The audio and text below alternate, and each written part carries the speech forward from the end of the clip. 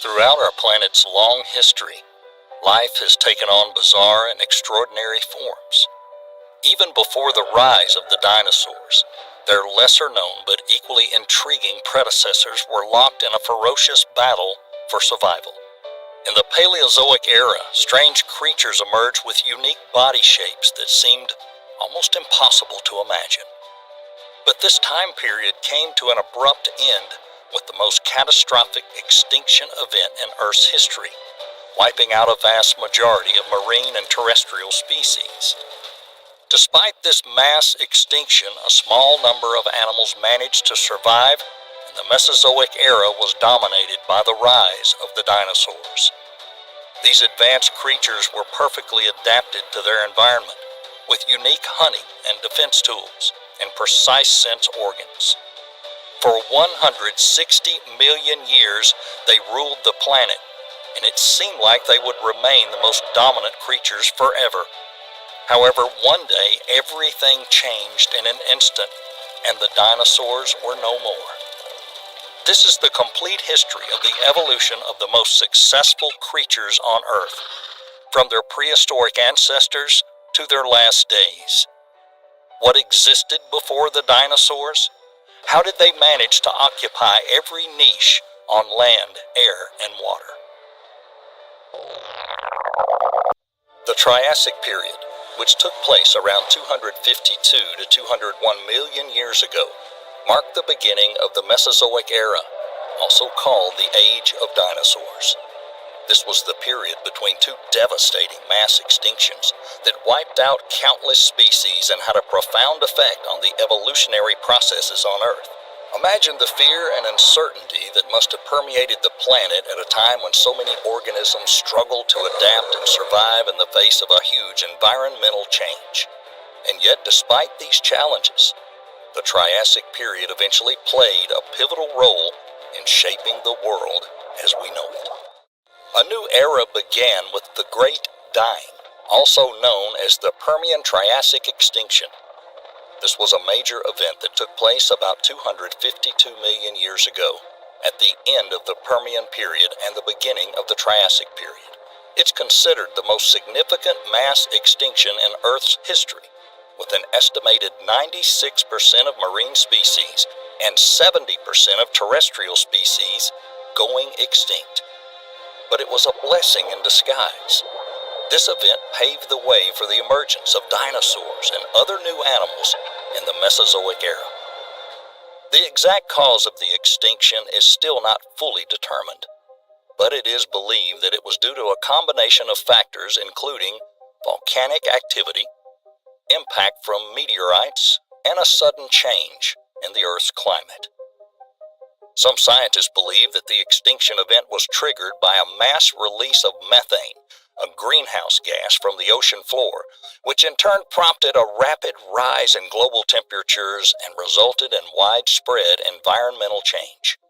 The Great Dying had a profound effect on the evolution of life on Earth, which is what happens every time biodiversity declines. It causes something called adaptive radiation. The concept of adaptive radiation has played a significant role. The dry and warm climate, along with the breakup of the Pangaea supercontinent and the formation of the Panthalassa superocean, posed new challenges and presented new opportunities for evolution. So what is adaptive radiation? Adaptive radiation is the way different species evolve from a common ancestor. It occurs when a group of animals or planets enter a new habitat, or when a new ecological environment becomes available. As the animals and plants adjust to their new home, they may change and become different species. This process can take place over a relatively short period of time and is considered a significant driving force of evolutionary diversity. In other words, those who survived it had a whole new world with a range of ecological niches that needed to be filled. At the same time, there was practically no competition. In absence of competition, the rate of evolution increases. Once certain niches are filled, the evolutionary process slows down again. Mutations continue to occur, but since ecosystems are already occupied by other species, Non-competitive species have no chance due to natural selection. One of the classic examples of adaptive radiation is the evolution of cichlid fishes in the Great Lakes of Africa, which resulted in over 3,000 species. These fish evolved into a variety of species, each adapting into their own niche in the lacustrine environment. Some cichlid species adapted to feeding on algae, while others adapted to eating insects or similar small prey. Most remarkably, the first dinosaurs appeared during the Triassic period, which quickly turned into a wide variety of different life forms, becoming the dominant land animals at the time. However, this was not always the case. Early species of dinosaurs were small bipedal creatures, similar in size and appearance to the modern lizards. Their diversity and evolution continued to expand through the Mesozoic era. There were other groups of animals that were exposed to adaptive radiation. For example, the first real birds, snakes, crocodiles, amphibians, and the first mammals. Early mammals were small and mostly nocturnal, living in the shadow of the dominant dinosaur species. This laid a good foundation for the diverse life forms that would flourish in the Mesozoic era. During the Triassic period, a group of reptiles known as archosaurs evolved. These animals are also known as ruling reptiles because they dominated the terrestrial ecosystems of the Mesozoic era. Some of these archosaurs were dinosaurs, the animals that most people think of when they hear the word archosaur. However, there were other groups of archosaurs that emerged during the Triassic period, such as crocodiles, pterosaurs, and therapsids. For simplicity, we often refer to all archosaurs as dinosaurs, although that's not entirely accurate. The reason we do this is because the term dinosaur is a well-known term used to describe a group of animals that the general public are familiar with. By using the term dinosaur, we can easily convey to the viewer the general time period and ecological context in which the animals existed. So during the Triassic period, dinosaurs evolved into a wide variety of forms and occupied a wide range of ecological niches, from herbivores to carnivores, from terrestrial to aerial. These adaptations allowed them to dominate and flourish during the Mesozoic era. Let's start our 51 million year tour with herbivorous dinosaur species. First of all, some of the most recognizable species were the majestic sauropods, long necks and large bodies perfectly adapted to be able to reach the foliage of a tall tree. These giants had small peg-like teeth that were ideal for crushing tough plant fiber. But not all herbivorous dinosaurs were as big as sauropods. Take the stegosaurs that roamed the earth during the late Jurassic period, for example. With their characteristic rows of armored bone plates and spines, as well as long, sharp spikes on their tails, they had a very formidable appearance. This must have provided them with protection from predators. Scientists believe that the stegosaurus had a tiny brain the size of a pea, and it was located at the base of their spine. The eyes, on the other hand, were located on the top of the head, which possibly allowed them to see predators approaching from all sides. Other herbivorous dinosaurs were pretty small in size.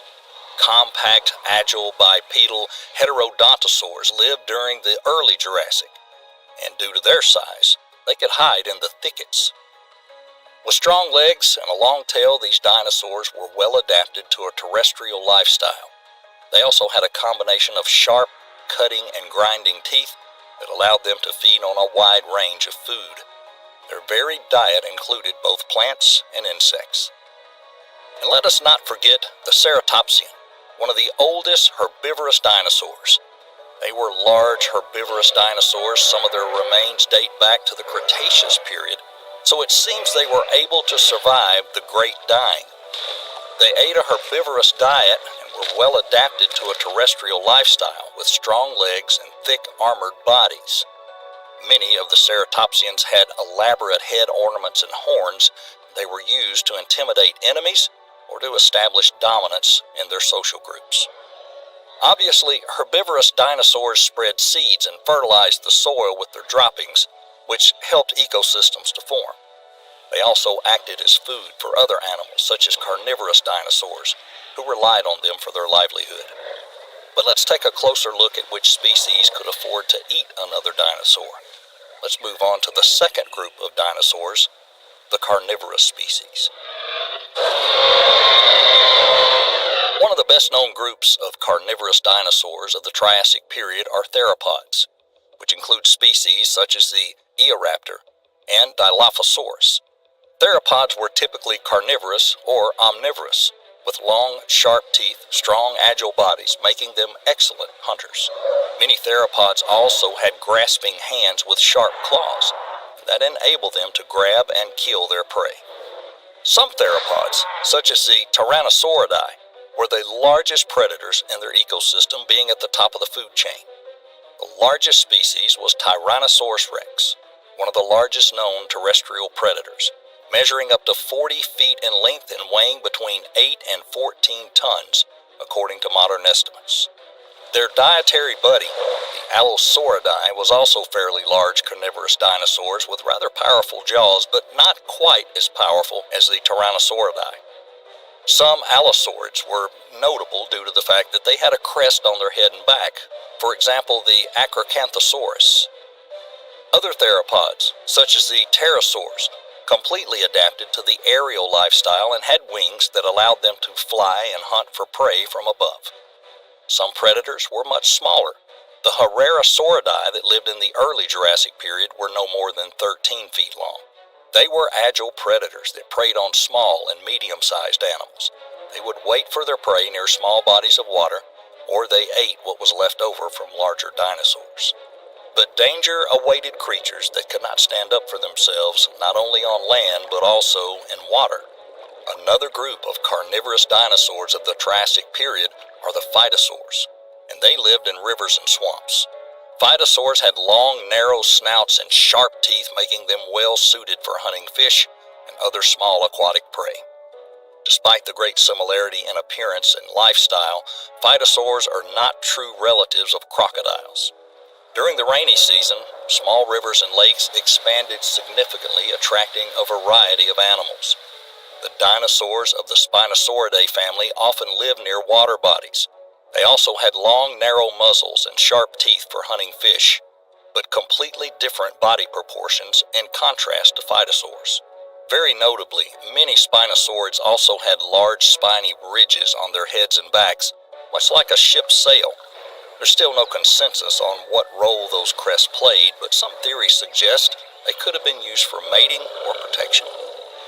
In general, carnivorous dinosaurs were very useful in controlling the population of herbivorous dinosaurs and other animal species, therefore helping to create a balanced ecosystem.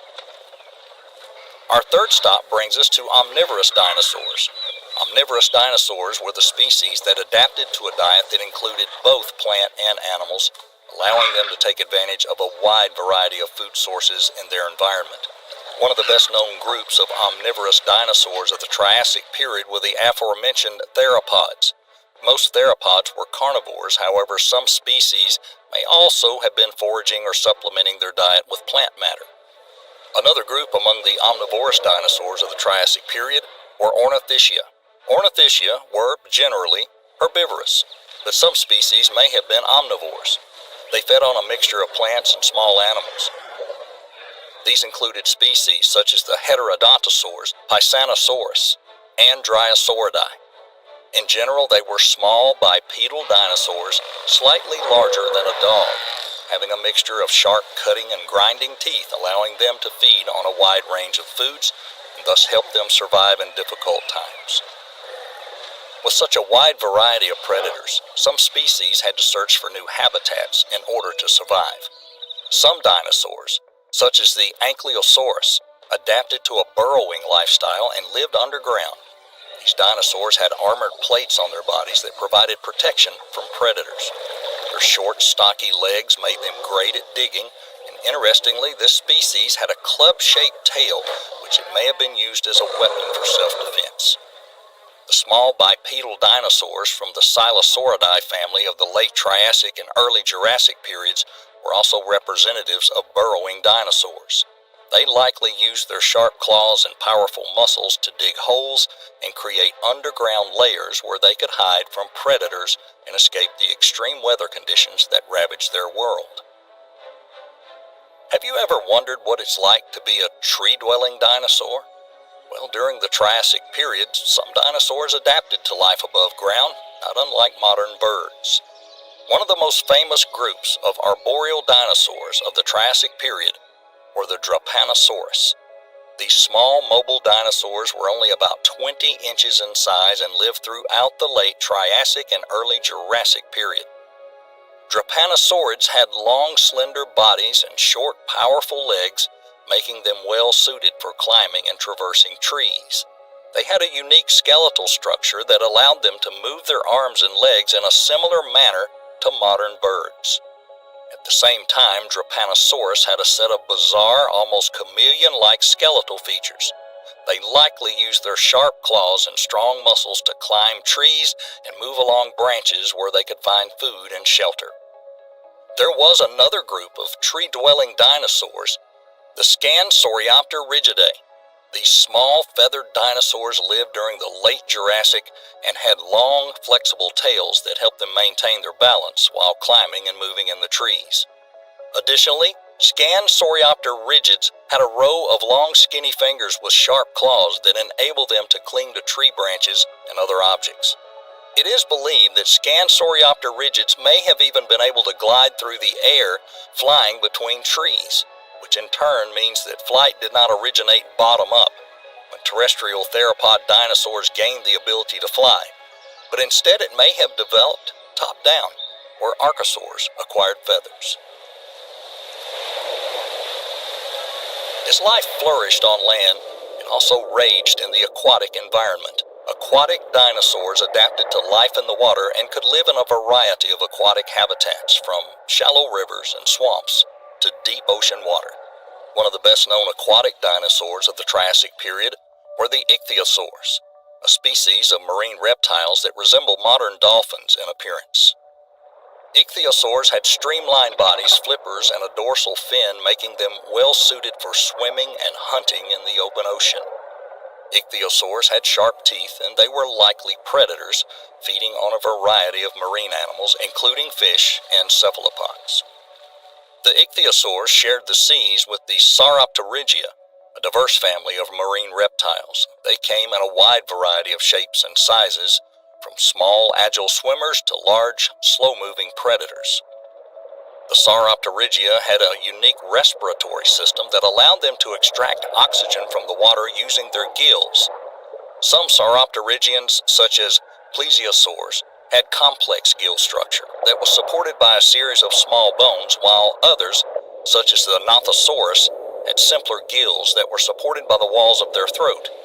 This allowed the species to leave the land in favor of the ocean water with their abundance of food sources. Another group of aquatic dinosaurs in the Triassic period were the plesiosaurs. They were marine reptiles with long necks, short tails, and large paddle-like limbs.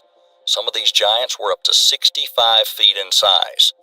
Plesiosaurs were well adapted to swimming, which made them efficient at hunting prey in the water.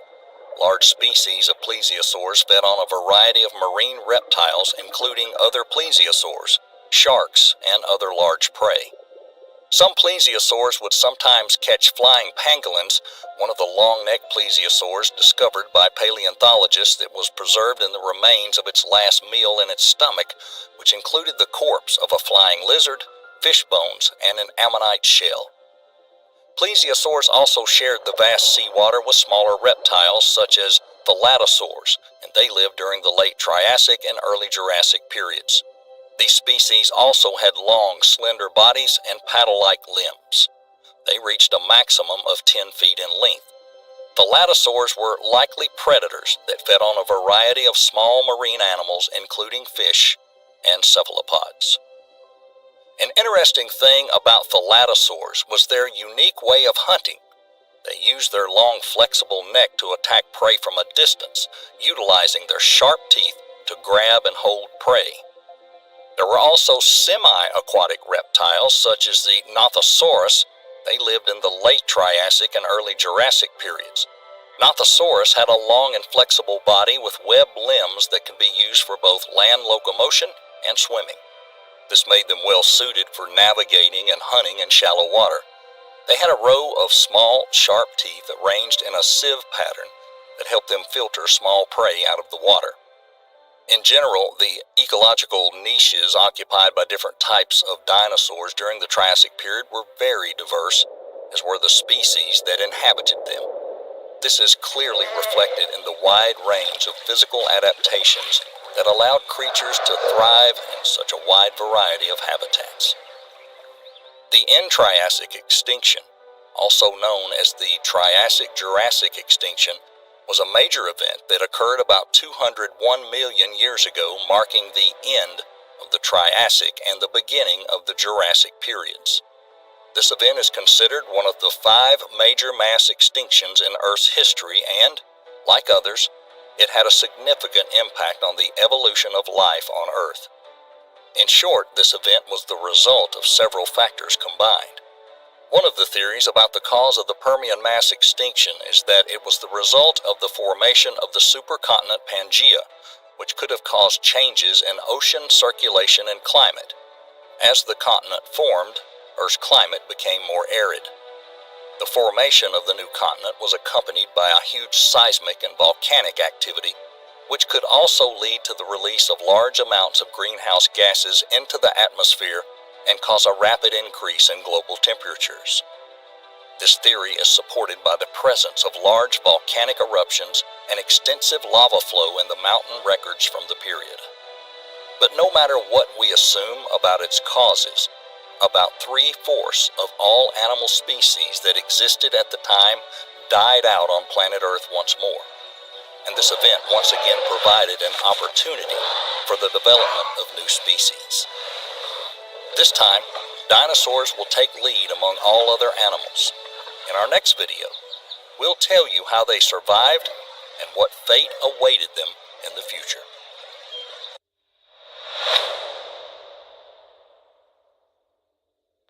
201 million years ago, the world was plunged into darkness. The great Triassic-Jurassic extinction swept through the planet, destroying countless species that lived peacefully on Earth at that time.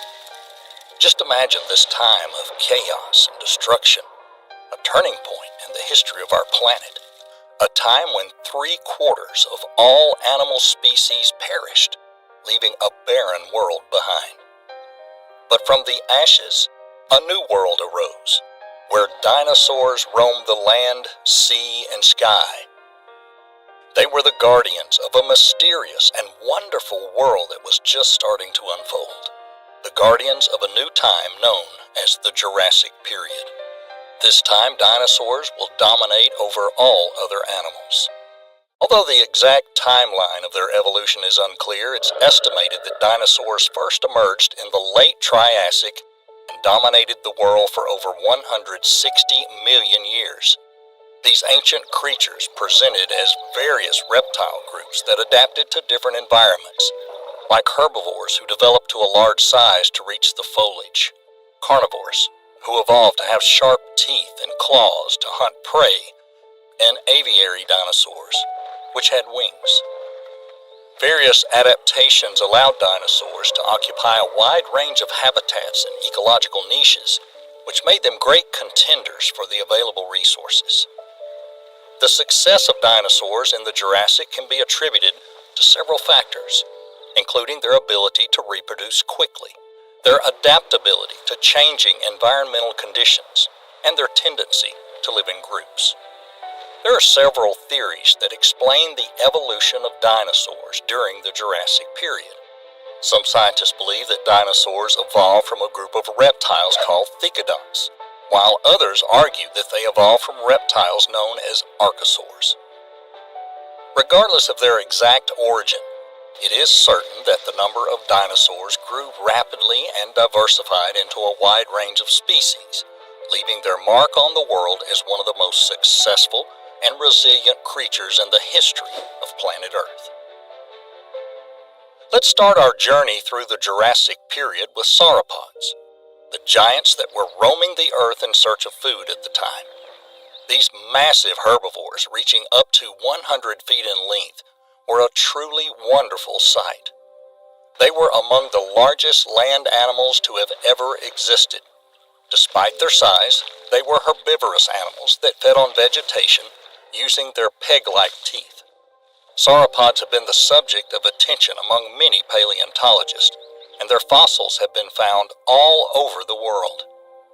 One of the representatives of the Sauropodae family that lived in the late Jurassic period was the Apatosaurus. These dinosaurs were characterized by long necks and tails, large bodies, and small heads. Apatosaurus was a herbivore that could grow up to 75 feet long and weighed over 30 tons. Its long neck allowed it to reach the tallest trees, which allowed it to feed on leaves and branches while its massive body was supported by strong pillar-like legs. One of the most notable features of Apatosaurus was its whip-like tail, which could have been used for defense against predators. Some paleontologists believe that Apatosaurus used its long tail to signal other members of the group, while others believe it was used to scare off predators. Apatosaurus was one of the most common sauropods in North America. The fossils of this species have been found in several locations in the western United States, including Colorado, Oklahoma, and Wyoming. Translated from Greek, its name means deceptive lizard. This is a reference to early paleontologists who originally thought that the bones belonged to a different type of dinosaur. Despite its large size and presence, Apatosaurus remains one of the least known dinosaurs. Another representative of the sauropod group is the Diplodocus. This genus of dinosaurs inhabited North America during the late Jurassic period, around 145 to 156 million years ago. It had a long neck and a whip-like tail. Diplodocus was one of the longest dinosaurs that we know of, reaching a length of up to 100 feet. Diplodocus had a small head with a narrow, elongated snout and a jaw filled with spike-like teeth, suggesting that they were herbivorous.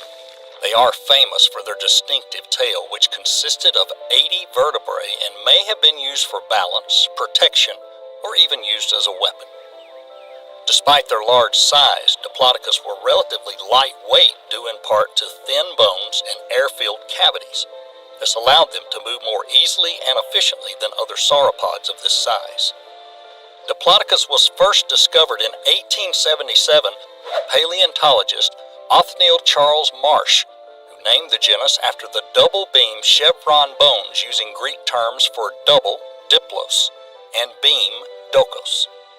Diplodocus fossils were found in the Morrison Formation. That's a geological formation in the western United States that was a key site for dinosaur discoveries in the late 19th and early 20th centuries. Today, Diplodocus remains one of the most recognizable and popular dinosaurs, with casts and models of this dinosaur present in many museums and exhibitions around the world. Along with the large herbivorous sauropods, there were carnivorous dinosaurs, ferocious hunters that relied on the consumption of other creatures for their survival. It was a delicate balance, with peaceful giants and voracious hunters playing their parts in the great ecosystem of the ancient world. Theropods were an impressive group of carnivorous dinosaurs that once roamed the earth as the very embodiment of fear and power. Equipped with massive jaws full of razor-sharp teeth, these apex predators were at the top of the food chain and dominated the Jurassic ecosystem. Despite their diversity in size and shape, theropods showed no mercy when they hunted their prey. Their impressive speed and agility made it easy for them to deal even with the strongest creatures, leaving those who got in their way no chance to escape. Theropods are a testament to the ferocity of prehistoric life and the complex balance of nature during the Jurassic. Allosaurus was a large theropod dinosaur that lived during the late Jurassic, about 156 to 145 million years ago. It was one of the most dominant predators of its time, living in North America, modern-day Portugal, and possibly Africa. Allosaurus was a bipedal dinosaur with a huge body and powerful legs. It had a distinctive skull with large, sharp serrated teeth and a deep jaw for powerful bites. Paleontologists estimate that it reached up to 32 feet in length and weighed between 2 and 5 tons. It was an efficient hunter with long hind limbs and a flexible body, perfect for quick movements and sharp turns. The forelimbs were much smaller than the hind limbs. Additionally, this dinosaur had 3 fingers with sharp claws on each hand. Allosaurus became known thanks to several well-preserved skeletons found in North America, including the famous Big Owl specimen from the Morrison Formation in Wyoming. Scientists have been able to learn a lot about its anatomy and behavior from these fossils, including the fact that it was a solitary hunter that relied on its keen senses and physical ability to capture prey. It is believed to have preyed on other large dinosaurs such as sauropods and stegosaurus, since some fossils of the aforementioned dinosaurs have been found with bite marks that match the Allosaurus teeth. Ceratosaurus was another theropod dinosaur that gave the name to the entire Ceratosauria family. Ceratosaurus was one of the first identified members of that dinosaur group. They were characterized by a unique horn-like structure on their snout that varied in size and shape between the species.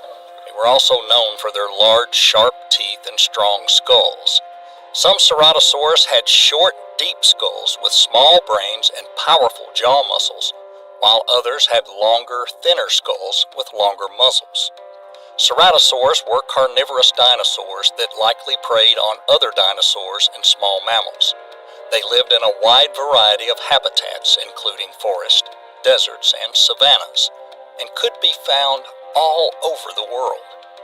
Ceratosaurus species range from small, agile hunters, such as Ceratosaurus and Proceratosaurus, to larger, more robust animals living in later periods, such as Carnotaurus and Abelisaurus.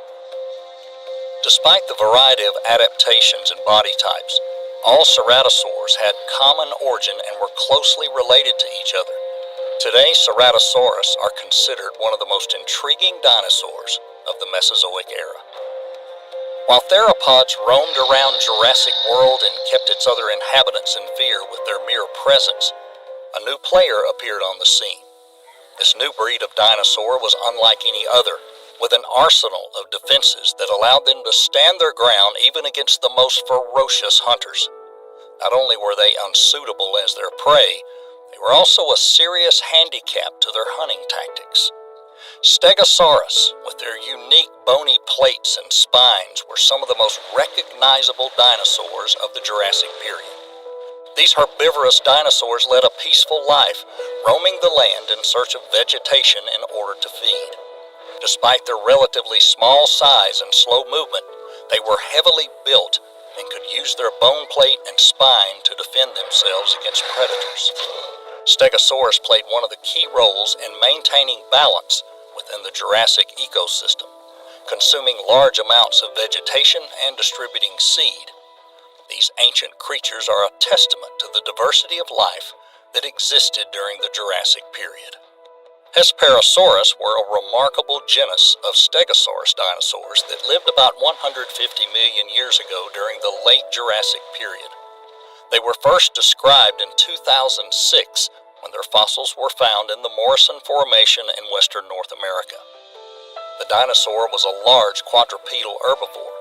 It was also a heavily armored dinosaur with large plates on its back, spikes on its tail, and small bony plates on its arms, hips, and legs, which were used for body temperature regulation and protection against predators.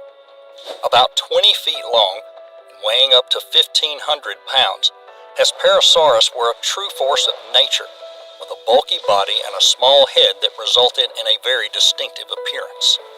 Their forelimbs were short and stout, while their hind limbs were longer and leaner, which allowed them to move easily across the prehistoric landscape. They had a long, stiff tail and small head with a beak-like mouth. The unique spikes on their tail were long and wide, running in 2 rows. These spines were likely used for defense, helping to protect these dinosaurs from predators. Additionally, the spikes may have been used to attract mates or scare off rivals.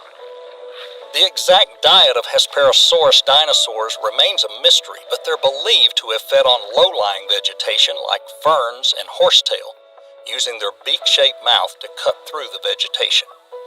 Despite its relatively recent discovery and ongoing debate about its precise classification, it is usually counted as a primitive Stegosaurus, closely related to the other dinosaurs in the group. Kentrosaurus was another member of the Stegosaurus dinosaur group that lived during the late Jurassic, about 156 to 145 million years ago, in the savannas of the African continent. Kentrosaurus were a relatively small species with a compact, stocky body supported by 4 legs.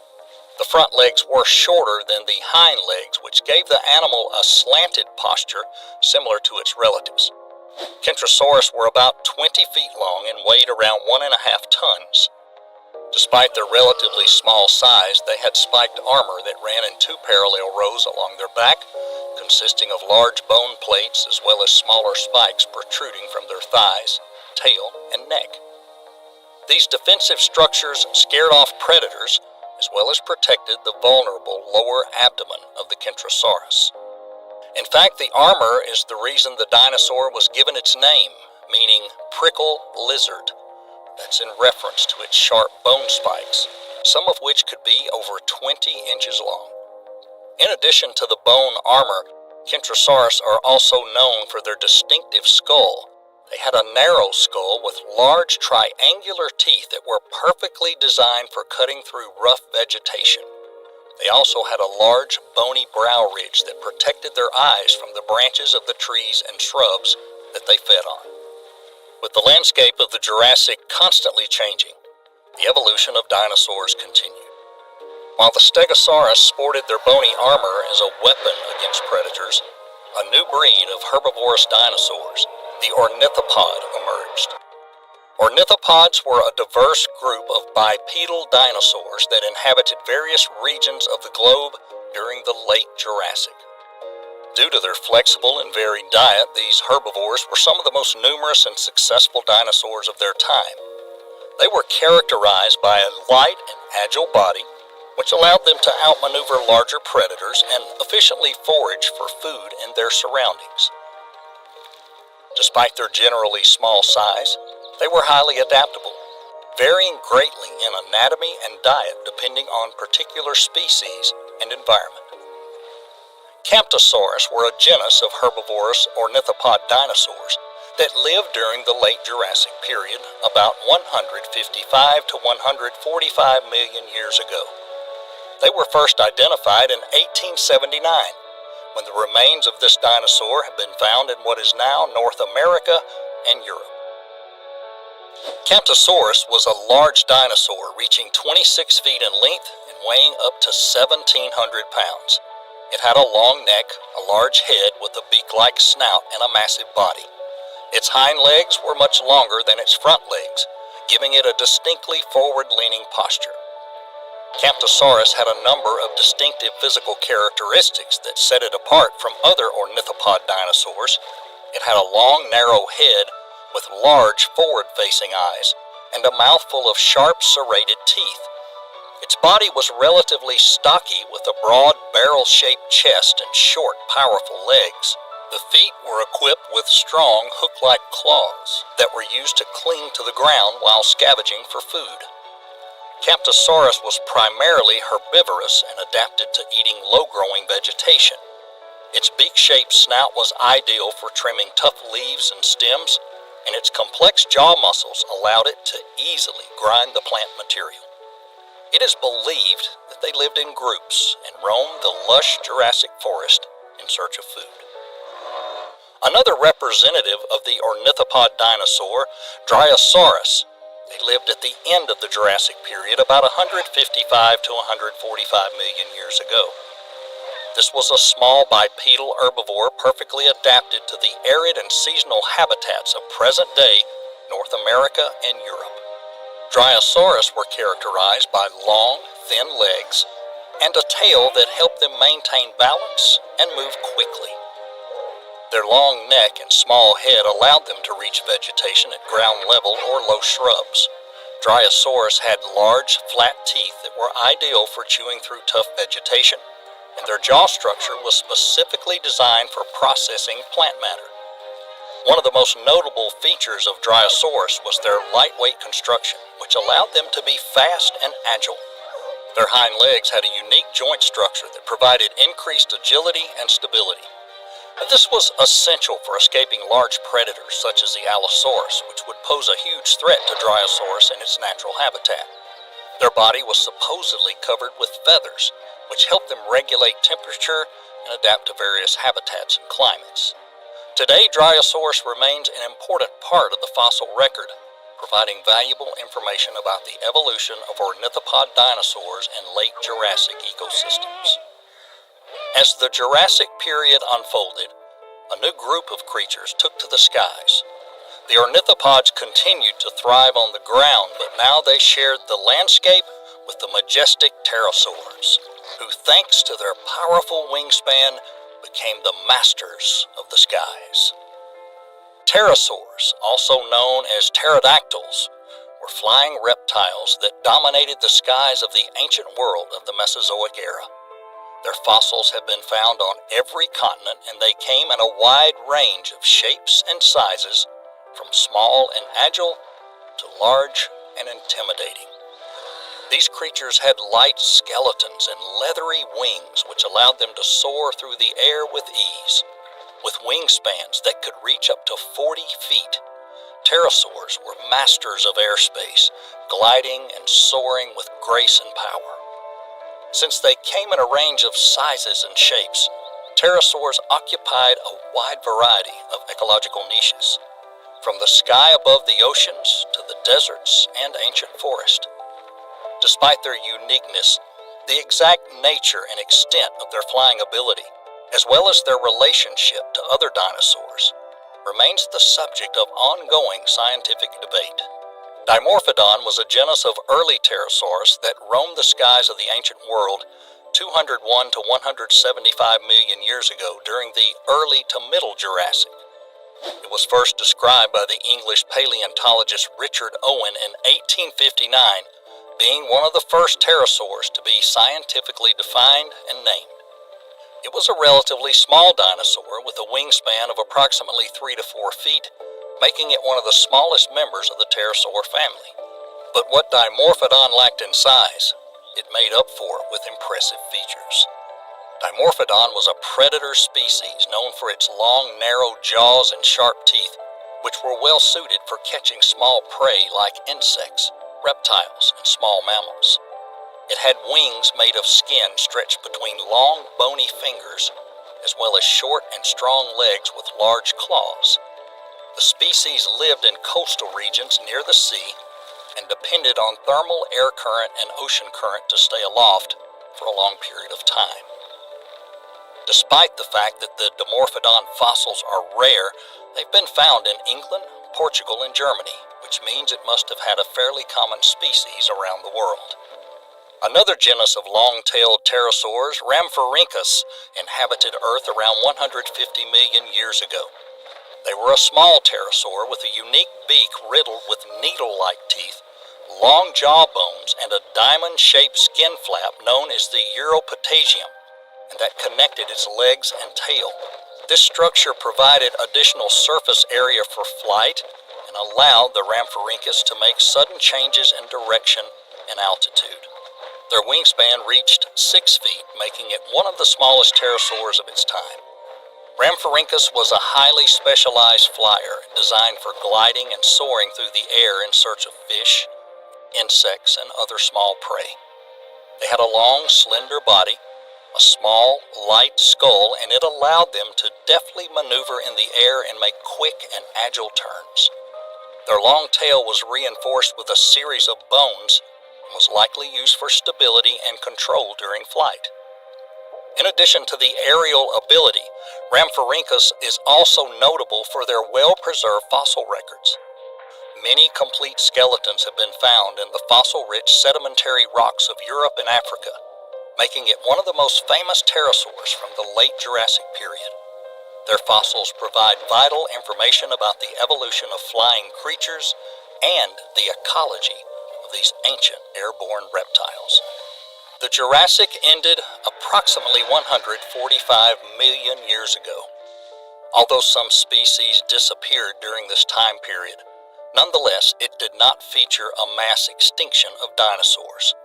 A possible explanation for the extinction of certain species is the competition with new species. As the landscape changed, new reptiles, mammals, and dinosaurs emerged, pushing existing populations out of their habitats and forcing them to compete for resources. These new species better adapted to the ever-changing conditions. They defeated the weaker dinosaurs in competition for food and habitat, resulting in a decline of those populations. Another factor was the change of common flora. During the Jurassic, conifers and cycads were the predominant types of vegetation, providing dinosaurs with an abundant source of food. However, as the climate changed and temperatures rose, a new type of vegetation began to develop, the primitive flowering trees. This change was accompanied by a decrease in available food sources, which led to a decline in dinosaur population. As a result, some species could not adapt to the new environment and became extinct, while others were forced to evolve in order to survive. Many people mistakenly believe that it was the end of the Jurassic period that saw the extinction of dinosaurs from the face of the earth, but that's an erroneous misconception. Instead, this was a time of significant changes in the environment and subsequently in the variety of plant and animal species, which set the stage for the next and longest period of the Mesozoic era, the Cretaceous period.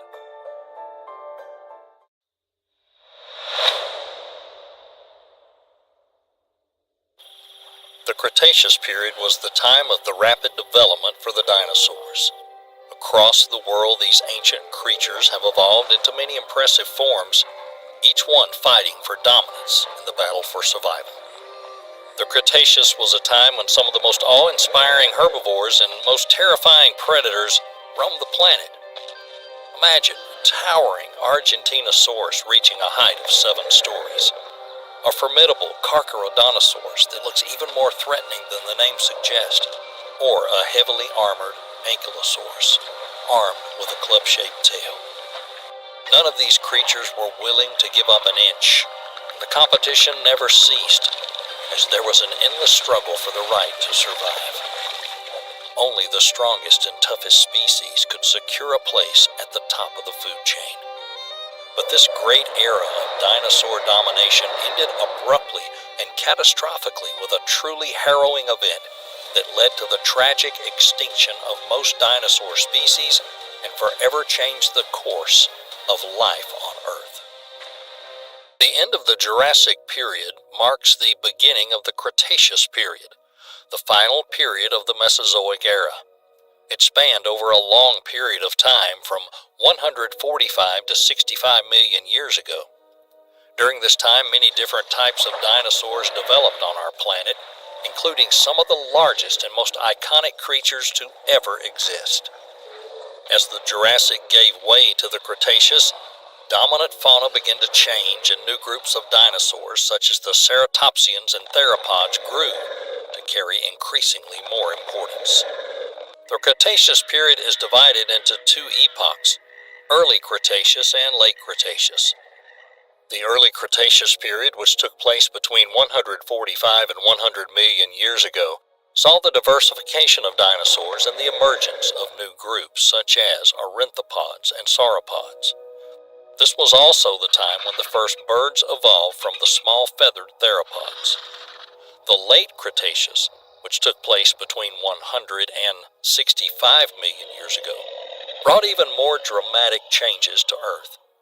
One of the most significant events of this time was the tectonic breakup of the Pangaea supercontinent into separate land masses of Laurasia and Gondwana, which ultimately led to the formation of modern continents. This created the conditions for the evolution of unique dinosaur fauna on every continent. New environment also led to the emergence of new types of dinosaurs, adapted to the specific conditions of their habitat. The late Cretaceous was also the epoch that saw the appearance of the first flowering plants, which had a major impact on the ecosystems of that time, making changes to food chains and the ways dinosaurs interacted with flora. Furthermore, as sea levels began to rise, flooding low-lying areas and creating the shallow waters we see today, it gave way for the new marine ecosystems to develop. At the time, the aquatic life was bountiful and varied. As the Cretaceous period went on, the continents began to slowly shift apart and take on their current form. The once unified landmass of Pangaea gradually gave way to the separate landmasses of Laurasia and Gondwana, and eventually the modern continents we know today. Due to this event, the dinosaurs that once roamed freely across Pangaea were now isolated on their respected landmass, surrounded by unique and distinctive flora and fauna. During the Cretaceous, the Earth was ruled by gigantic creatures, each with their own unique strengths and weaknesses. At the heart of the North American continent, a fierce battle was about to unfold between the most powerful predators and the most persistent herbivores. Tyrannosaurus rex, the king of the predators, roamed the land in search of his next prey. It was one of the largest land predators ever to have existed, reaching a length of 39 feet and weighing about 7 tons. Armed with massive jaws and razor-sharp teeth up to 6 inches in length, it was a formidable adversary for any creature it came across. The discovery journey of the Tyrannosaurus rex began at the end of the 19th century, when the first remains of this mighty predator were discovered in the western United States. This discovery was a milestone in paleontology, and as it was one of the most complete and largest dinosaurs to have ever been discovered at the time. The first specimen discovered was on display at the American Museum of Natural History in New York. The T-Rex had powerful jaws with a bite force of over 12,800 pounds, making it one of the strongest animal bites ever recorded. It's assumed that a T-Rex was also a fast runner, catching up to its prey. The T-Rex could reach speeds of up to 20 miles per hour. Triceratops, in turn, was one of the few creatures that could stand up to the mighty Tyrannosaurus rex. Triceratops was a large herbivorous dinosaur that looked somewhat like a modern rhinoceros. They reached up to 29 feet in length and weighed up to 12 tons. Triceratops had a massive head, with its skull making up a third of its entire body. It also had a bone frill around his head. This frill was made of keratin and blood vessels similar to the feathers of a modern bird, and it suggests that, like the birds, Triceratops may have been sporting vibrant colors. The colors likely played an important role in socializing, as well as demonstrating the specimen's strength or signaling dominance to potential mates or rivals. Fossilized skulls of Triceratops have been repeatedly found with abrasions and dents, indicating confrontation with rivals, including predators and fellow Triceratops in the battle for territory or partners. One such specimen even had a broken horn and tooth marks, and they could be matched to a Tyrannosaurus rex bite. However, fossil studies have shown that the dinosaur itself died of natural causes. This shows that with its 3 horns and protective bony frill, the Triceratops was a formidable opponent for any predator. At the same time, a heavily armored ankylosaurus roamed the land on the territory of the modern USA and Canada. It reached 29 feet in length and a weight of about 7 tons. The ankylosaurus is also known for its distinctive body armor, which includes thick, bony plates and a club-shaped tail. This armor made the ankylosaurus virtually invulnerable to predator attacks. In particular, the club-shaped tail was one of its most striking features. Formed from several large fused bones, it created a bone mass at the end of the tail that weighed several hundred pounds. And this mass was used as a defense against predators that could be swung with great force, breaking bones and even killing the attacker.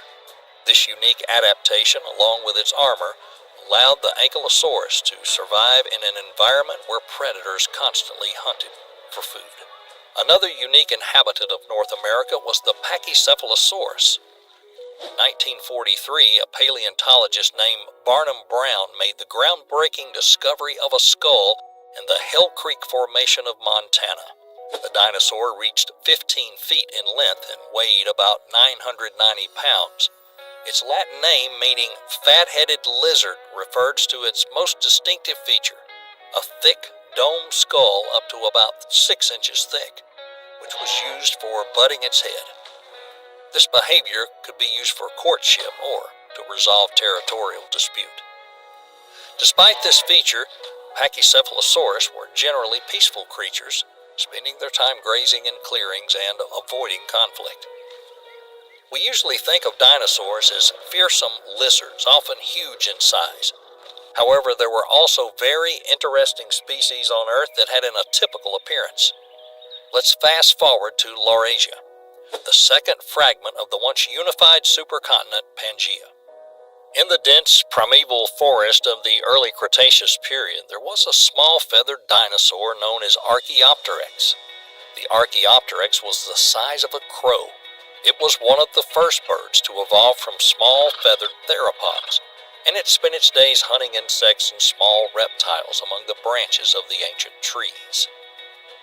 The discovery of Archaeopteryx dates back to the late 1850s, when a German farmer named Jacob Niemeyer discovered a fossilized feather in the Solnhofen limestone formation in Bavaria, Germany. Over subsequent decades, more complete samples were found. The discovery of Archaeopteryx was significant because it presented the scientific world with the first clear evidence of an evolutionary link between birds and dinosaurs. Its unique combination of bird and reptile characteristics such as feathers and the wishbone challenged the conventional view of birds as a separate group of animals. Meanwhile, in a different end of the same woods, there was a chase. Leptoceratops, a ceratopsian dinosaur, was being pursued by a predator. Leptoceratops had a compact and agile body which was easily maneuvered, relying on 4 legs. In Greek, Leptoceratops meant thin-horned face. This animal had a sharp beak, a small frill on the back of the head, and a short horn on the nose. It was about 6.5 feet long and weighed approximately 330 pounds. Since this herbivorous dinosaur was relatively small, it could easily fall prey to other predators. Leptoceratops was chased by the fast Sauronothoides. Sauronothoides was a carnivorous dinosaur. It could reach up to 10 feet in length and up to 6.5 feet in height. They had an elongated skull which was compressed vertically. They also had a relatively large brain and sharp teeth. A large, formidable sickle-shaped claw on the second toe of each foot helped to grab its prey and most likely rip it open. With their deadly tool set, their victims stood almost no chance. Moving further east as we travel through our ancient world, we meet a variety of majestic creatures. These creatures once considered the vast expanse of Asia their home. From towering herbivores to the frightening predators, these leviathans had a myriad of adaptations that allowed them to thrive in their environment. The species that undoubtedly ruled over the territory of modern Asia was one of the most ferocious predators, the Tarbosaurus. Tarbosaurus was a large theropod dinosaur that belongs to the Tyrannosauridae family, which also includes famous dinosaurs like the Tyrannosaurus rex and the Albertosaurus. Tarbosaurus was a bipedal predator and one of the largest carnivorous species of its time. Scientists estimate that the adult specimen was about 40 feet long and weighed up to 6 tons. It had a massive skull with powerful jaws, long, sharp teeth, and strong neck muscles. These features made it one of the most formidable predators of its time, allowing it to kill large prey. Tarbosaurus was first described by paleontologist Rinken Barsbold in 1955 and given the name Tarbosaurus batar. It is known to have lived in the modern-day Mongolia region, where several well-preserved fossils of the species have been discovered. Tarbosaurus is considered a close relative of Tyrannosaurus rex, and some paleontologists believe that the two species are actually one and the same, with Tarbosaurus being an Asian species of Tyrannosaurus rex genus. However, most modern research suggests they were separate species, with Tarbosaurus having distinctive features such as longer arms, more elongated skull, and a less robust build than the T-Rex. Generally, Tarbosaurus could afford to snack on dinosaurs of any size as long as it reached adulthood. Those that were younger could only manage small creatures such as a Psittacosaurus. Psittacosaurus was a genus of small herbivorous dinosaurs that lived during the Cretaceous period. They were members of the Ceratopsian family, which also includes famous dinosaurs such as the Triceratops and the Styracosaurus. Translated from Greek, Psittacosaurus means parrot lizard. The name was chosen because the skull of the Psittacosaurus has a beak-like muzzle similar to a parrot beak. The shape of the skull and the position of the eyes suggest that the head movement of the Psittacosaurus were similar to those of parrots. The beak-shaped snout is a common feature among herbivorous dinosaurs that allowed them to effectively cut through vegetation.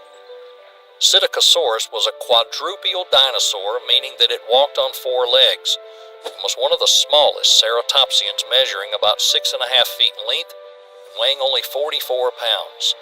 With a small skull, a beak-like snout, and flat, leaf-like teeth, it was able to feed mainly on soft plants. Psittacosaurus is also known for its unique cranial ornamentation, which includes an elongated skull, small horns, and a frill that may have been used for defense or to show off. Due to its unique skeletal structure, the dinosaur could move with great speed and agility, which may have helped it evade predators. The velociraptor was another famous predator that roamed this area. Unlike Tarbosaurus, Velociraptor was a pack animal. Velociraptors are known for their intelligence and herd hunting behavior. With their sharp claws and clever hunting tactics, they were a formidable opponent for any creature. The discovery of the Velociraptor happened in the early 20th century, when the first Velociraptor fossils were discovered in the Gobi Desert in Mongolia. In 1923, a team of paleontologists led by Roy Chapman Andrews of the American Museum of Natural History discovered the first fossils of a Velociraptor in the Jadhota Formation. The specimen was the first scientifically recorded Velociraptor. It was given the name Velociraptor mongolensis. Over the following decades, an increasing number of Velociraptor fossils were found in Asia. Velociraptor was a feathered dinosaur. This discovery was made as a result of finding fossils with feather impressions on the arms and tail. The name Velociraptor comes from the Latin words velox, meaning quick, and raptor, meaning thief or robber. The name was chosen because of this dinosaur's speed and agility, as well as its potential as a predator. The smaller size of Velociraptor, about 6.5 feet long, weighing about 33 pounds, as well as the features of its skeleton, such as a large sickle-shaped claw on the second toe of each foot, suggest that it was a highly dexterous and active hunter. This claw was probably used to catch and hold prey, such as small dinosaurs and early mammals. Velociraptor is known for its intelligence and hunting behavior, which is unusual for dinosaurs. Velociraptor had a relatively large brain relative to its body size, suggesting that it was an intelligent and highly adaptable predator. It's believed that they hunted in packs, may have been able to communicate and coordinate hunting strategies with each other.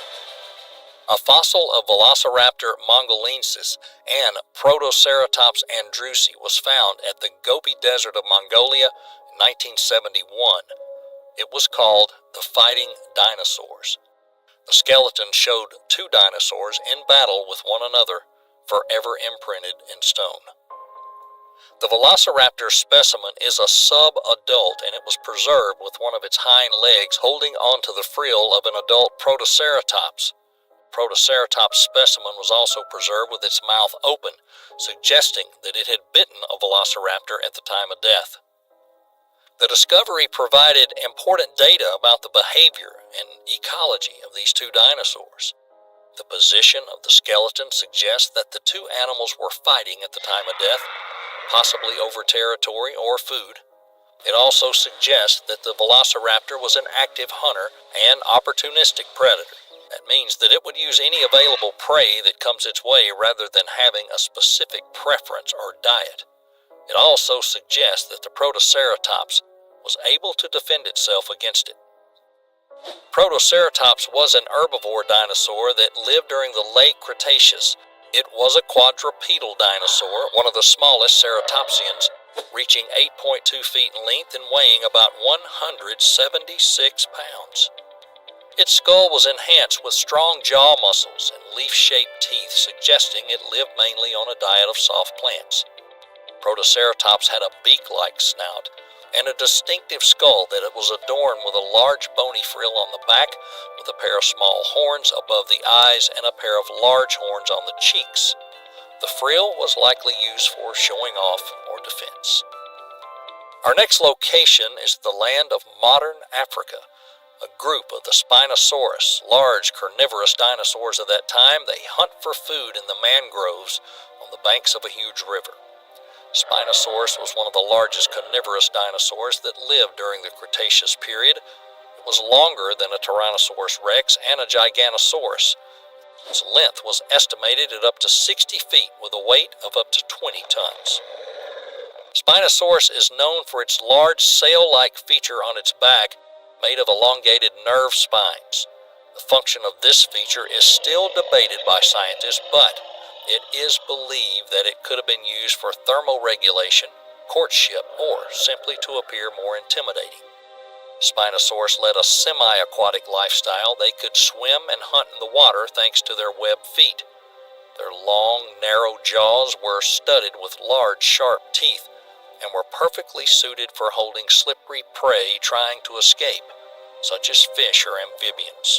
Spinosaurus was a rather sizable animal with large frontal limbs, armed with long, sharp claws, which likely played an important role in holding and killing the prey captured using their teeth before swallowing.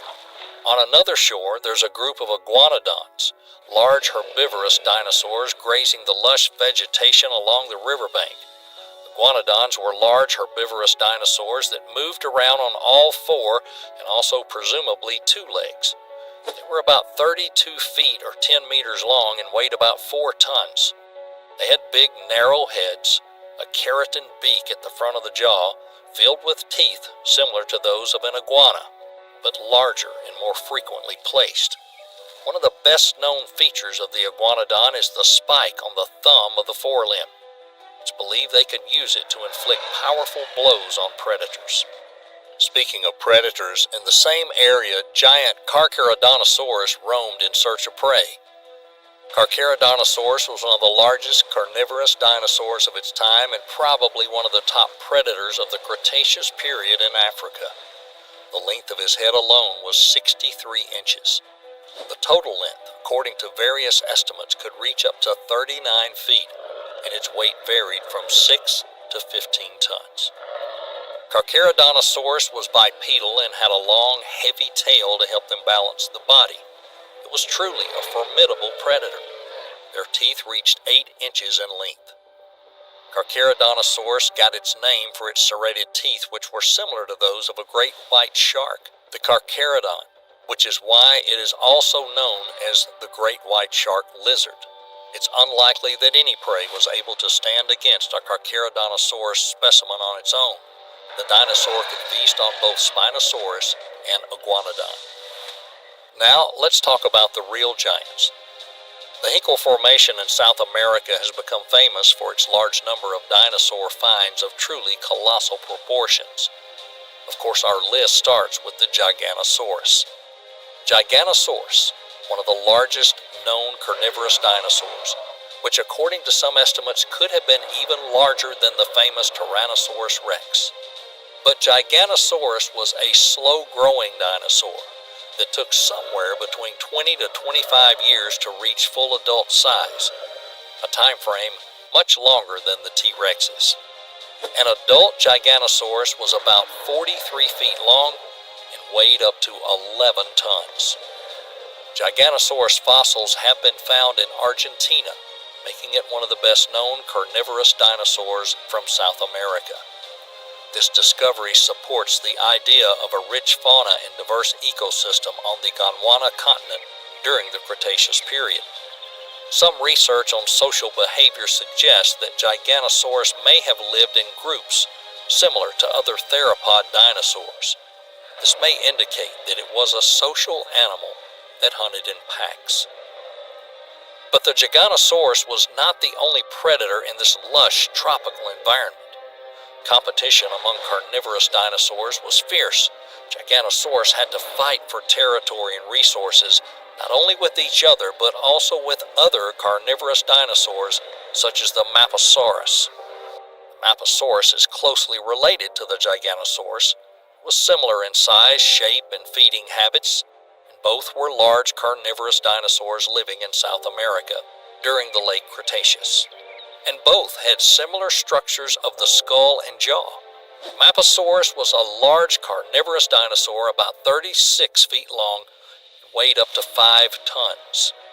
The first remains of a Mappasaurus was discovered in Argentina in 2000. Multiple specimens were found together, which is quite rare in dinosaur fossils. The discovery of multiple specimens suggests that Mappasaurus was a social animal living in groups and working together to hunt large prey, much like modern wolves or lions. This unique behavior among theropod dinosaurs was a very important finding for understanding dinosaur social behavior. Speaking of Argentina, we have to mention the largest dinosaur of the Cretaceous period. In fact, this dinosaur was one of the largest known dinosaurs to have ever existed. We're talking, of course, about the Argentinosaurus. By some estimates, Argentinosaurus may have reached 115 feet in length, with a total weight at about 100 tons. As a sauropod, the Argentinosaurus was an herbivore and likely fed on a variety of plants, including conifers and ferns. Its long neck and small head were adaptations designed to reach the highest branches of trees. As a large sauropod, Argentinosaurus was a slow animal, but its large size made it relatively impervious to most predators. They had a unique limb structure with very wide hips and short thigh bones. This suggests they had a wide stance, and that was in order to support their massive weight. Growth lines found in the bones of Argentinosaurus suggest it had a long lifespan, potentially living up to and over 100 years. This lifespan is much longer than most other dinosaurs, most of which live between 20 and 50 years. Over millions of years throughout the Cretaceous, Australia gradually separated from Gondwana and began to shift north. The continental drift caused Australia to move away from Antarctica and eventually collide with the Eurasian plate, forming the Australian continent as we know it today. The climate of Australia at that time was generally warm and humid, with lush vegetation covering much of the landscape. Within the continent, there were abundant systems of rivers and lakes. Climate in the region was seasonal. The dry season gave way to the rainy season. This had a significant impact on the dinosaurs inhabiting that region, as they had to adapt to changing conditions in order to survive. The large herbivorous Muttaburrasaurus grazed on the lush vegetation heavily present in the region. It was a quadrupedal dinosaur with a massive body and a small head. Muttaburrasaurus was a large dinosaur estimated to reach up to 26 feet in length and weighed around 3 tons. Muttaburrasaurus fossils have been found in several different locations throughout Australia, suggesting this dinosaur had a wide range and lived in isolated populations.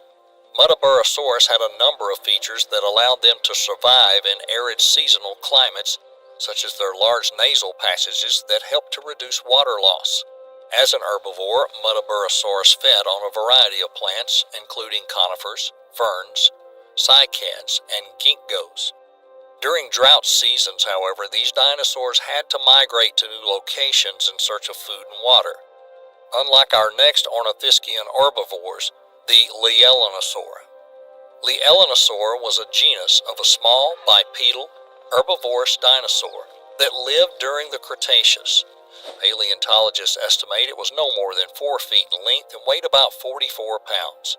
Their small size, as well as the fact that the Lielanosaura were bipedal, allowed them to move quickly and nimbly through the undergrowth in search of food. The Muttaburrasaurus and the Lielanosaura lived in the same ecosystem, but differences in their size and other characteristics allowed them to draw on different resources and avoid competition. In the early Cretaceous, Australia was much closer to the Arctic Circle. This resulted in very long nights and days. Depending on the latitude, it's possible that some places didn't see the sun for weeks or even months at a time, meaning that a Lielanosaurus had to live in darkness during winter. A skull fragment from Lielanosaurus show enlarged eyes and proportionally large optic lobes, indicating their adaptation to low-light conditions. Lielanosaura also had long, thick, fur-like bristles on their body that helped keep them warm during the cold and dark polar nights of Gondwana during the early Cretaceous. Additionally, this dinosaur's small size reduced its need for water during dry seasons. Our story should give you a general idea of where dinosaurs lived in the world during the Cretaceous period. It's worth mentioning that some of the dinosaurs we've listed could have been found in other places than the ones we indicated, since the continents themselves were different in the late Cretaceous due to the movement of tectonic plates during this period of time. In conclusion, the Cretaceous was a time of great diversity of dinosaur evolution. From the huge Argentinosaurus to the small, agile Lielanosaura, a huge variety of species flourished during this time. However, the Cretaceous period also marked the end of the dinosaurs' reign on Earth. A global extinction caused by a meteorite impact, according to one theory, destroyed the dinosaurs along with many other species that existed at the time. This tragic event marked the end of the era of dinosaur rule, but it also opened the door for the emergence of mammals and other animal groups, which ultimately led to the diversified life we see on Earth today. Once again, our planet reminded us that change is the only constant, and life is incredibly fragile. But we can still theorize what would have happened if the Cretaceous Paleogene extinction had not taken place, and the dinosaurs had not met their death. What would the world look like today?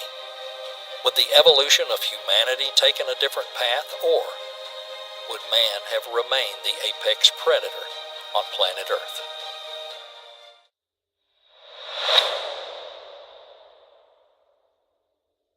A cataclysm caused by an asteroid impact, more precisely, the Cretaceous Paleogene extinction, became a turning point when one domineering species is replaced by another.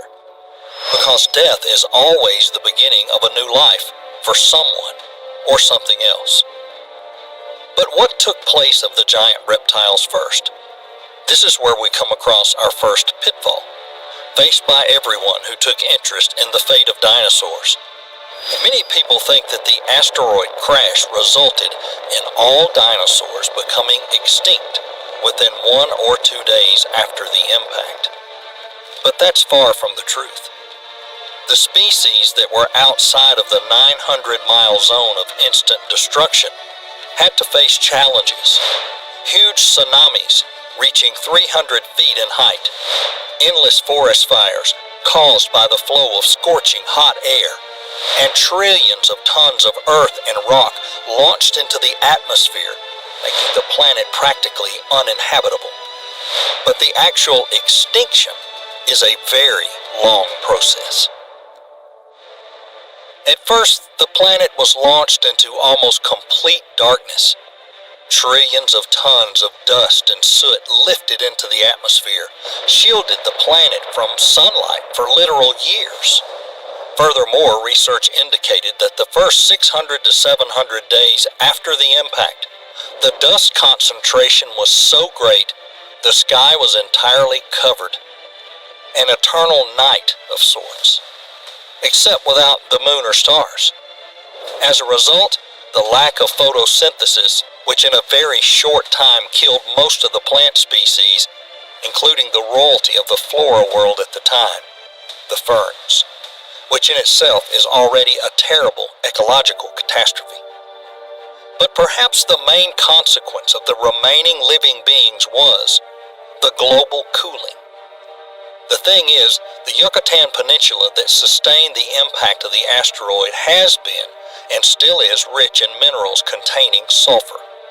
As the sulfur aerosols lifted into the atmosphere, they practically turned it into a climate blanket, preventing the energy generated by the sun to heat the surface of the Earth. This type of darkness continued for years, but the actual cooling has only happened for a short period.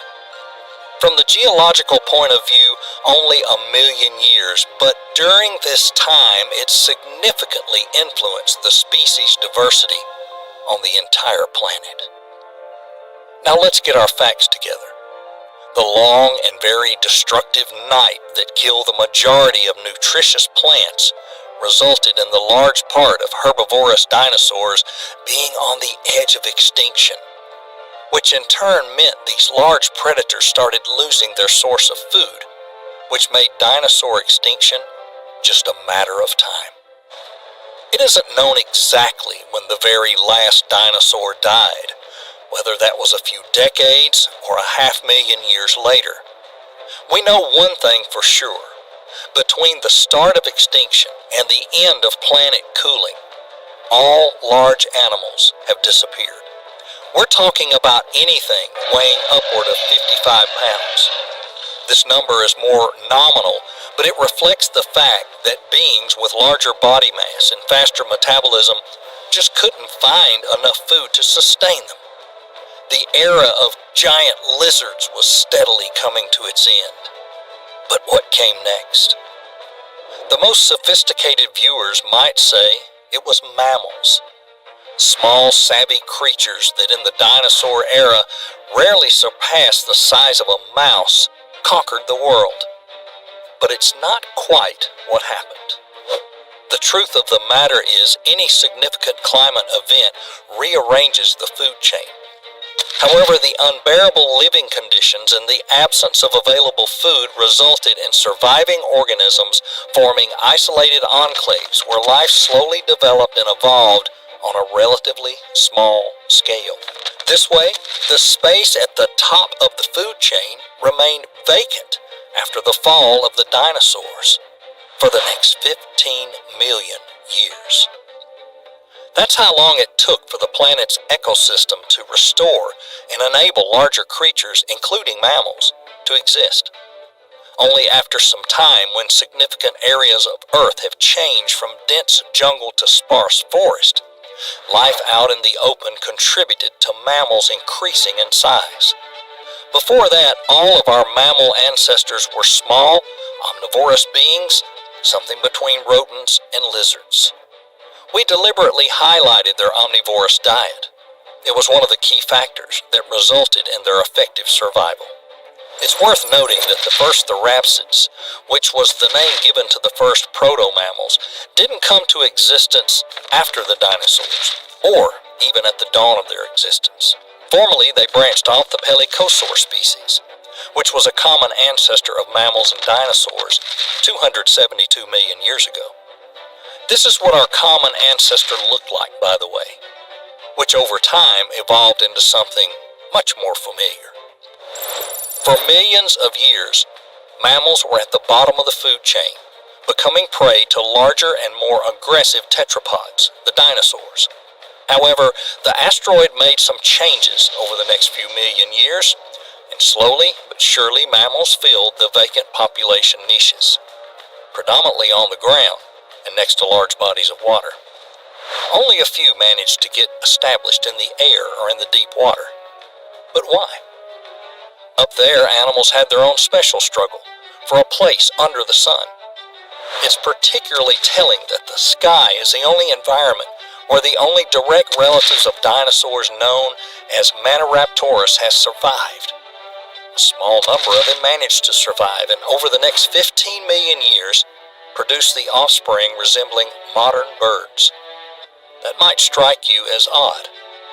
A pigeon or a penguin didn't look very similar to a T-Rex, but the connection is there, right down to the bone structure. When the extinction occurred, the traits developed by birds over millions of years became the deciding factor in their survival. Entire groups of avians, including the toothed birds known as the enantiorniths, became extinct. It's unlikely that only one trait decided their fate, and yet survival in a mass extinction event often relies on luck, and the beak was like an ace for some birds. By the end of the Cretaceous period, birds with a beak had a more diverse diet than their toothed counterparts. These birds didn't focus on insects or other live prey, which enabled them to harvest seeds and nuts. When the animal world has significantly reduced in size because of the extinction event, this type of food allows the beak birds to survive the hard times. What's funny is that today the closest direct relative of the dinosaurs, that's the creature that underwent the least change on the chromosome level, and that's a chicken. So if you want to have a short tour into the fauna of the Cretaceous period and observe the way real dinosaurs used to act, take a look at the nearest chicken coop. But if you want to know what the first birds looked like, you should take a trip to the Amazon rainforest. The only living representative of one of the oldest avian species that originated 64 million years ago is the Hoatzin bird. If you take a close look at this incredible bird, you'll see the resemblance between a Hoatzin and the reconstructed model of a semi-bird, semi-reptile creature, created based on excavated bones. Young Hoatzin birds have an interesting vestige inherited from the proto-birds, namely the two claws on the bones supporting their flight feathers, kind of like hands. If the baby bird falls out of the nest, which is a common cause of death for a young bird, the Hoatzin offspring can use the claw to get to safety. The mass extinction affected the deep blue seas too. Down there, the extinction created vacancy for the unique species niches. The world's oceans experienced their own revolution, where the monstrous mosasaurs and megalodons were replaced by fish. More precisely, ray fin fishes, or actinopharygi, named for bony spines on their fins arranged like rays of light. Again, the ability to quickly adapt to the new situation played its part, just as it did with the protobirds. Today, the ray fin fish make up over 95% of all fish species known to science. The fish were gradually taking over the sea, just as the mammals took over the land after dinosaurs went extinct. Scientists quote the disappearance of the majority of the ammonites as one of the main reasons for the successful population of ray fin fish. Ammonites are the relatives of the modern calamari, octopi, and other cephalopods. They were a very prolific species and insatiable customers of tiny plankton, which was the main food supply of regular fish. In a way, they presented as much danger to the fish as giant water reptiles. The sequence of events that triggered their extinction is very simple, not unlike what happened on land. Due to the absence of photosynthesis, the large number of phytoplankton, which feeds the regular zooplankton, had died, and without it, supporting the voracious population of ammonites was simply impossible. It is interesting that when studying the fossils from that time period, the scientists discovered that the population of ancient cartilaginous fish, which includes species like sharks and rays, didn't suffer a significant reduction in size. We can't know for sure, but it appears that the sharks did not pose a serious danger to the ray fin fish, which allowed the latter to fill almost all the vacant niches. Perhaps it's due to its relatively small population size. Whatever it was, this baby boom in the population of ray fin fish was so significant, it became known as the new era of fish. Why new? Because at one point, the water-dwelling dinosaurs already took this title from the sharks. The first fish era took place during the Devonian period, which lasted from 417 to 354 million years ago. This is when the first fish came to exist, including sharks and rays. This new era of fish lasted for at least the first 24 million years of the Cenozoic era, which followed the Cretaceous period. And after this, fish made space for certain mammals, such as whales and cachalots, that decided to venture into the water. To this day, ray fin fish are the most diverse water-dwelling vertebrates. While other animals may seem larger or more advanced, fish are still the most predominant species in evolutionary terms. But let's get back to the land, where yet another fourth evolutionary battle for survival was happening at the time. Despite the vast diversity of gymnosperms, mostly evergreen plants, and ferns, their heyday is suddenly interrupted at the end of the Cretaceous period. At the same speed as the gymnosperms disappeared, the flowering plants entered the arena. Let's take a look at how it happened and how it affected the evolution of the animal population during the Cenozoic era. The thing is, ancient species of gymnosperms and ferns were designed to exist in a wet climate, and when they found themselves in unsuitable living conditions, they quickly started to die off. All the while, the young species of flowering plants managed to adapt to the new environment and quickly took over the land. One of the main factors in the victory of the flowering plants was the development of so-called double fertilization, which contributed to their vitality and adaptability to the new environmental conditions. The transition from gymnosperms to flowering plants was without exaggeration one of the most important leaps in the history of plant life. Their evolutionary fight for survival radically changed the face of plant life on Earth and caused a real revolution in nature. The gloomy and monochrome forest made up of gymnosperms and ferns were replaced with flowering plants, diverse in both shape and color. Besides, the flowering plants created a more nutritious, undoubtedly better food supply for the animals. Around the same time, during the Cenozoic era, the first grain plants came to exist. As such, the evolution of many animal species revolved around their interaction with the first flowering plants. The entire groups of living beings, such as carnivorous and seed-eating monkeys, could continue living surrounded only by flowering plants. In turn, animals became the most effective method for transporting fruit and seed across long distances. The influence of flowering plants was so great, we can confidently state that they played a major role in the development of great apes, and consequently you and me, people, Homo sapiens. The Cenozoic era is an incredible period in Earth's history. It was as if the crash of the asteroid destroyed a colorful puzzle where giant reptiles ruled the world. After breaking into a million pieces, the puzzles came back together, but revealed an entirely new picture, where you can clearly see the remnants of the past. This is the era of amazing creatures that look like they came directly from ancient myths and tales. The saber-toothed Megatherian tiger called Thylacosmolus that reached the size of a jaguar. The walking whale known as Ambulocetus, which only 20 million years later, after the catastrophe, would finally come to live under the water, reproducing descendants like orcas, whales, and cachalots. The saber-toothed elephant, Dinosaurs, and the hippo ancestor that looks more like a giraffe, known as the Paraceratherium. That's just a fraction of the species diversity that expanded in such an explosive fashion, allowing the mammals to take the key position in the food chain. Though this tight and mutually beneficial interaction, the flora and the fauna revived after a global cataclysm that destroyed the vast majority of life on this planet. The Cenozoic era marked the end of existence for some species, gave way to others, more complex and diverse organisms, confirming yet again the cynical yet endlessly true thesis that death is not the end, but the beginning of something new.